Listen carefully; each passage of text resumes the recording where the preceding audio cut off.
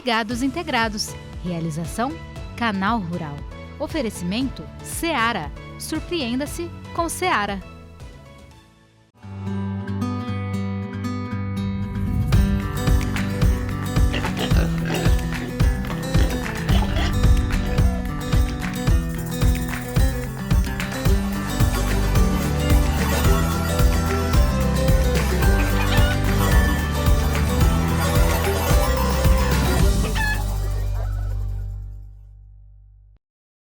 A gente começa o programa exibindo uma reportagem gravada em Itá, Santa Catarina. Nós visitamos uma granja em que os produtores estavam se preparando para o carregamento dos animais que seriam levados para o frigorífico. É um trabalho muito rigoroso que envolve diversas etapas e todas devem obedecer à risca às normas de bem-estar animal. Vamos saber mais sobre o manejo pré-abate na suinocultura.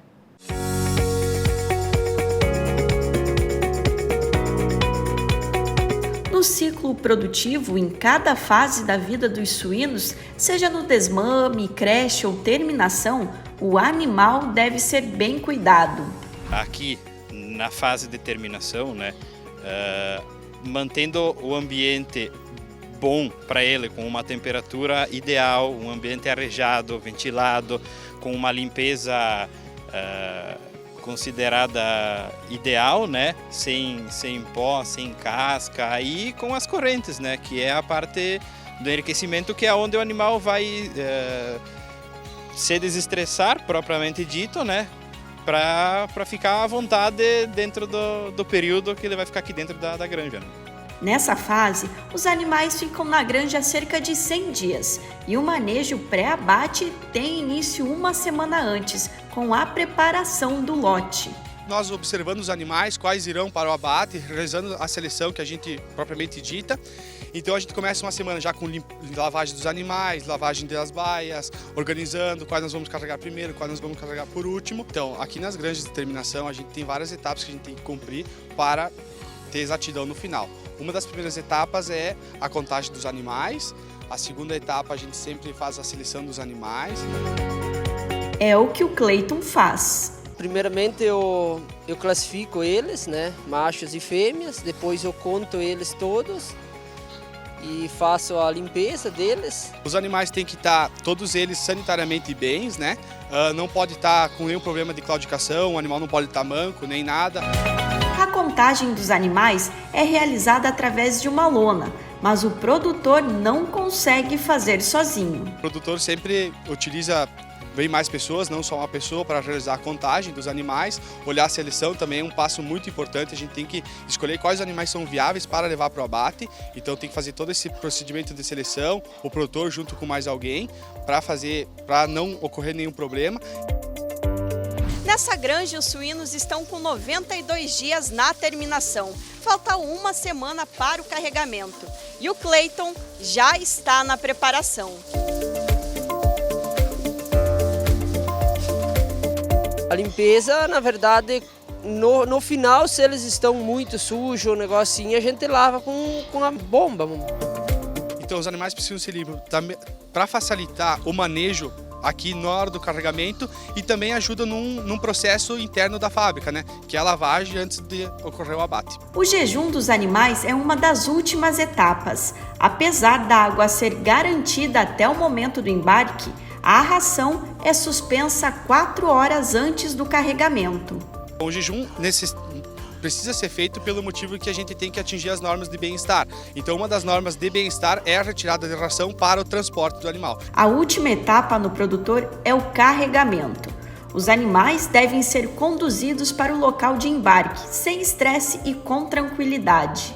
Então chega o caminhão, as equipes já estão formadas, Os produtores sempre tem que ter uma equipe de no mínimo 5 pessoas para realizar o carregamento correto. Desde a contagem, é 80 animais que vai ser carregado, então nós temos que contar os animais, tirar no corredor, fazer o carregamento com calma. Então precisa de uma equipe treinada, uma equipe que sabe realizar os manejos corretos. Um manejo importante que, se mal realizado, pode influenciar na qualidade da carcaça e da carne. De jeito e maneira alguma o animal pode se machucar no momento que a gente esteja conduzindo os animais para carregar para ir para o abate. Então, todo cuidado nesse momento é pouco, A gente fica aí 100 dias, 90 dias com os animais dentro da granja para a gente errar no último minuto. Então a gente não pode errar nessa questão. Até porque o produtor deve seguir à risca os princípios de bem-estar animal em todo o processo. Pensando em bem-estar animal dentro de toda a cadeia produtiva, na suinocultura ela é fundamental, né? A parte de bem-estar hoje ela é atrelada muito à parte de resultado e social também, né? Porque todos nós estamos criando alimentos para o mundo, né? Então é muito importante.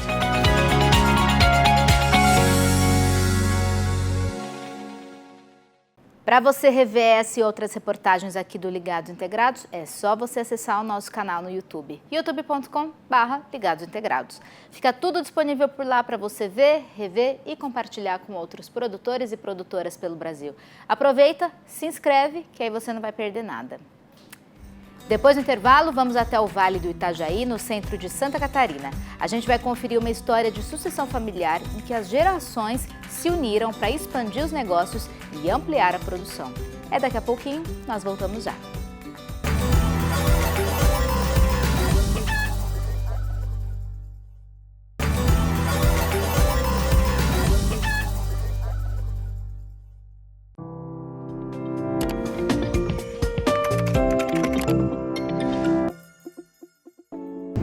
Olá pessoal, eu sou a Natália Santiago, médica veterinária, e hoje eu estou aqui para falar algumas dicas, de como reconhecer e minimizar o estresse térmico nas aves.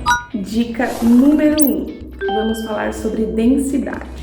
Em períodos mais quentes do ano, é válido a gente pensar em utilizar uma menor densidade na criação, ou seja, alojar menos aves por metro quadrado, tá? Então é importante que a gente sempre respeite a capacidade tecnológica dos nossos aviários, pensando principalmente em fase final da vida do lote. Dependendo de como está a instalação, como estão os equipamentos, a gente não consegue fornecer a ambiência necessária, a ambiência que a ave requer. Com isso, a gente pode ter até um aumento da mortalidade, porque pensando em fase final, que é o momento que as aves podem sofrer um pouco mais com isso, a ave ela já está com uma condição corporal melhor, ela está mais pesada, ela está maior e elas ocupam um maior espaço também dentro do aviário. E querendo ou não, a ave, elas trocam calor entre elas, Quando a gente tem uma densidade muito grande, uma alta densidade, a gente dificulta também essa troca entre elas. Dica número 2, ventilação. Como a gente está falando de estresse térmico, muito provavelmente a ventilação natural já não vai ser mais o suficiente para trazer um conforto para essas aves. A gente já tem que pensar numa ventilação artificial, contando aí com ventiladores e exaustores. A ventilação do galpão, ela vai agir, em si, ela vai tentar controlar, reduzir a entrada do calor dentro do galpão e vai facilitar a saída desse calor produzido ali dentro, Quando a gente tem uma quantidade adequada de ventiladores, que respeite o tamanho do nosso aviário, a gente pode pensar numa ventilação em túnel, A ventilação em túnel nada mais é do que vedar as cortinas laterais e manter uma abertura similar entre uma extremidade do galpão e outra. Esse tipo de ventilação atinge uma alta velocidade de vento, podendo chegar aí a 2,5 metros por segundo de vento, atinge uma alta velocidade. O ideal também, se for fazer, é que se inicie nos períodos da manhã, que tendem a ser mais frescos também. Dica 3, sistemas de resfriamento. Para que a gente usufrua desse sistema dentro do estresse térmico, a gente precisa entender algumas coisas, O sistema ele só deve ser acionado quando todos os exaustores estiverem ligados, porque senão a gente não consegue ter uma velocidade de vento adequada. E a água, ao passar pela placa, ela também não resfria o suficiente. E aí isso pode acarretar até o umedecimento da cama ali naquela região próxima à placa, tá? Outra coisa, só deve ser acionado com umidades abaixo de 65% a 70%. E a temperatura não deve cair a ponto de desligar os exaustores. Outra coisa também, só deve ser acionado em temperaturas acima de 28 graus. E temos que tomar cuidado também nos horários do dia que a gente vai ligar, né? Vai ativar esse sistema, porque devemos evitar os períodos do fim da tarde, que é os períodos mais frescos do dia, né? Senão a gente vai acabar aí deixando as aves com frio.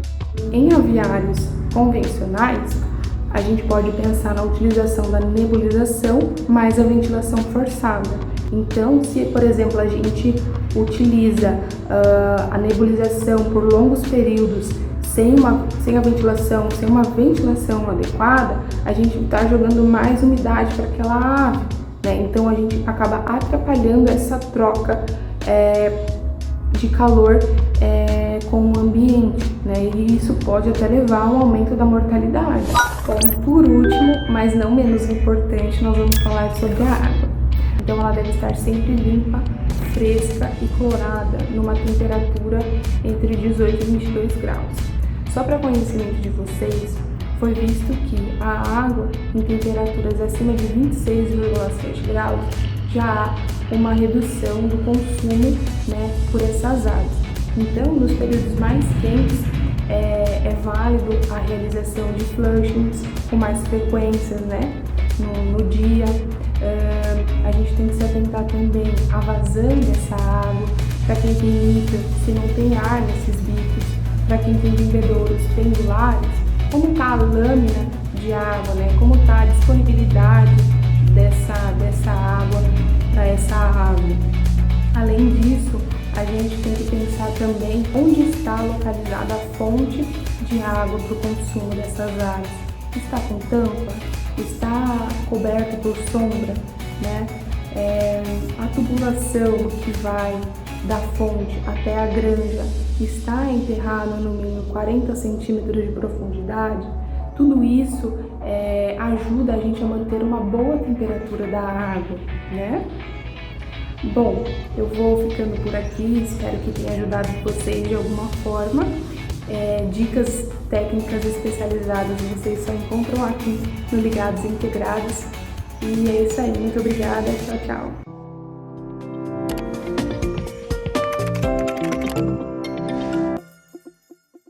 Ligados e Integrados, de volta. E agora eu vou te falar como é que você faz para acessar todos os nossos conteúdos. É muito fácil.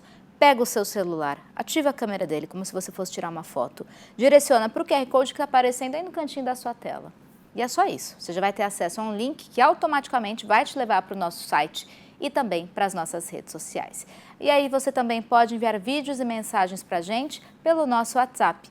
É só você mandar suas dúvidas, os temas que você gostaria de ver aqui no nosso programa e mostrar um pouco do seu trabalho aí no campo, mandando uma mensagem para a gente. Muito simples, o nosso número é 11 97 571 3819.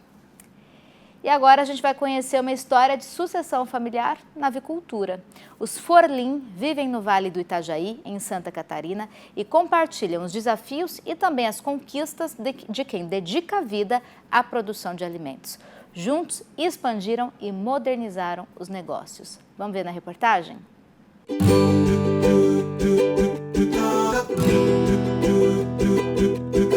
Começamos a atividade em 1991. Começamos com um galpão de 6 mil aves. Começou foi meu pai, né? Meu pai, a família. Eu era o mais novo da família, então quem batalhava na frente, na verdade, eram meus irmãos juntos, né? Na época eu estava com 15 anos, quando eu pisei na primeira vez num aviário. As condições eram bem mais precárias, né? Aquecimento era difícil para se manter uma temperatura, né? Não tinha essa questão de ventiladores, na época ainda não se usava ventilador. Questão de aquecimento, a gente tinha que segurar na pinteira vários dias, pelo menos até uns 12 a 14 dias, porque era o espaço que se conseguia manter a temperatura ideal, né? Tudo manual, né? E a gente ia correr mais, né? Por ser mesmo, na época, uma quantidade pequena, mas já assustava, né? Era uma quantidade, assim, 6 mil aves, parecia pouco, mas para quem nunca tinha entrado no aviário, era fazer bastante barulho. E quando vinha trovada, que a gente tinha que apurar ligeiro, fechar as cortinas, tudo, né? Meu Deus, eu passava um medo. Com o passar dos anos, aí no 95 a gente já ampliou, no 96 foi construído mais um galpão e aí já esse no 96 já foi um galpão todo automatizado, porque os outros o processo era todo manual, né? Desde o início, né, que tinha que pôr água e ração, até o final. E esse não, o que a gente construiu em 96, ele já era o que tinha de melhor na época. Ele era todo automatizado já, a parte de bebedouro, a parte de comedouro, a parte de ventilação já era automatizada, né? Olhava da porta aqui de cima até no fundo do aviário, aquele monte de frango, tudo branquinho, parecia ser um tapete branco. Estamos com 2 agora no momento, mas próximo já em andamento para iniciar. A gente levanta de manhã cedo, 5 horas, e já ele vai para um aviário, eu vou para o outro, passa dentro para ver como tá, vê o que precisa fazer, aí depois vem, toma um café e o dia todo cuidando do aviário e da família, né? Chega no fim do dia, tu deita no travesseiro e diz, hoje passamos mais um dia de lida, mas foi gratificante.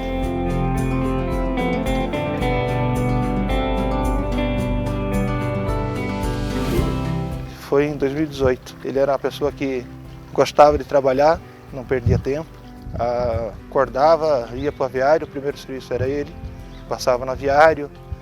Era a vida dele. Nos últimos anos aí, mesmo com outras atividades, mas era o maior passatempo dele nos últimos anos.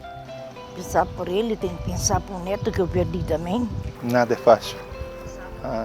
A vida, ela exige luta, né? Então é isso que ele deixou pra gente. Não é... E fazer o que gosta também, né? Não é trabalhar numa coisa que não gosta. Tem que se dedicar, mas se dedicar gostando do que faz. 5 filhos. Uma filha e 4 rapazes. Um saiu, outros 2 ficaram aqui. Depois o outro filho ali também colocou 2 granjas. Tem os irmãos que moram na propriedade também, a minha mãe, né? E aí tem eu, a minha esposa e os 2 filhos, né? O Lucas e a Luana e a Simone, que é minha esposa. Eu e ele começamos a se conhecer no final de 97. Aí a gente foi namorando e no 2000 casou.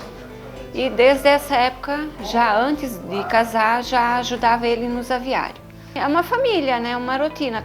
Todo mundo tem seu trabalho, um ajuda o outro e é na lida, todo dia. O que não pode faltar na família no almoço? A galinha assada, né? O franguinho bem suculento, é aquele bem temperado, com amor e botar ele assar bem devagar que ele vai ficando suculento. Passa um domingo bem diferente, bem divertido, né? O café não dá de dispensar, né? O cafezinho vai bem, principalmente quando é frio, né? Isso é a união da família, né? O amor um pelo outro e o amor pelo trabalho junto, né?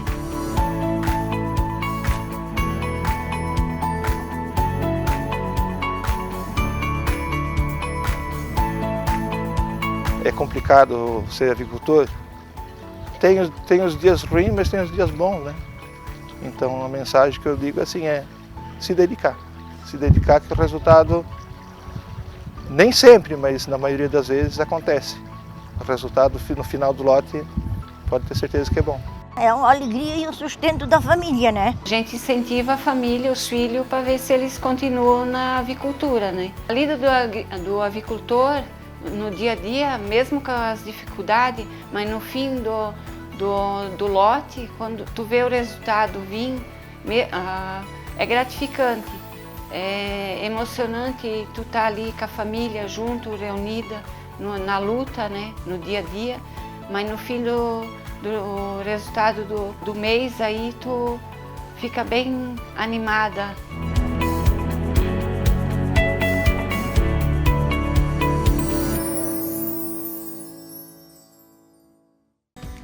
Por hoje é isso, o programa vai ficando por aqui. Muito obrigada pela sua companhia. Você já sabe que a gente tem um encontro marcado a partir das 11h30 da manhã. Estou te esperando aqui na tela do Canal Rural. Até lá. Tchau, tchau.